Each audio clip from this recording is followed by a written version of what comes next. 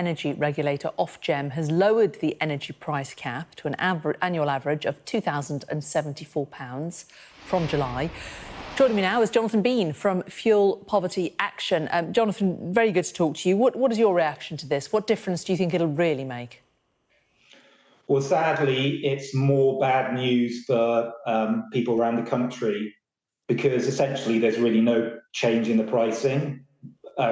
They're talking about a £400 saving, but we had a £400 rebate last winter, so effectively it's the same price.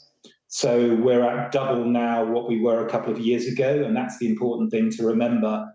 It's about £1,000 extra for every household in Britain, which for many people causes a huge amount of suffering. I mean, it's a massive amount, isn't it? What difference has it made to you, this extraordinary price rise? Well, I'm actually one of those people that I actually only have electric in my flat, so I don't have gas. I'm paying effectively nearly 4 times more for heating and hot water. There's several million people like me in the country. So there are actually many groups even worse off than the headline £1,000 worse off. So the suffering is significant and some people are suffering worse. Yeah. The fact that the weather is warming, does that help any? Well, we've survived a really miserable winter with very high fuel costs. Now many people are in debt, so they're actually now receiving threatening letters from energy firms threatening to break into their homes and install prepayment meters. So we're getting a lot of people terrified contacting us for help. This terrible practice was supposed to have been suspended. Grant Shapps said no return to the bad old days, but Ofgem are cooking up a plan to bring back prepayment meter forced installs this winter. So the threats are already starting. The threatening letters are going out again, which is appalling. What advice are you able to give to people who are getting these letters saying that people are going to come in and do prepayment? What help can you give them? Well, I mean, the first thing is to reassure them that actually that's not allowed right now. The courts have suspended that practice. So these threats are actually empty threats, but obviously people are not aware of that. So that's the most,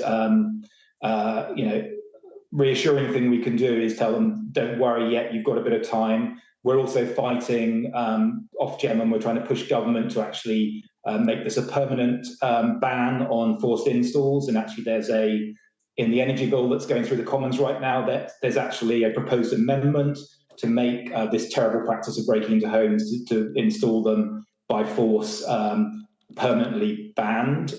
So we're really supporting that amendment in the energy bill.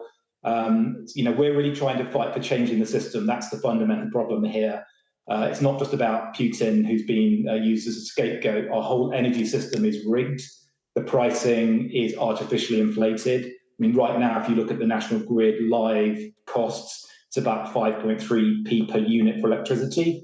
People are going to be charged 30p as supposedly good news from July. So the whole system needs change, and that's what we're pushing for. And we have a proposal called Energy for All, where we can use cheap renewables to give everyone in the country free essential energy, so everyone can stay warm in winter and live a decent life and not have threats of people breaking into their homes to install prepayment meters. This is possible, and this is what we're pushing for. OK, we're going to leave it there. Jonathan Bean from Fuel Poverty Action. Good to talk to you. We're going to cross to the House of Commons. The Health Secretary, Steve Barclay, is on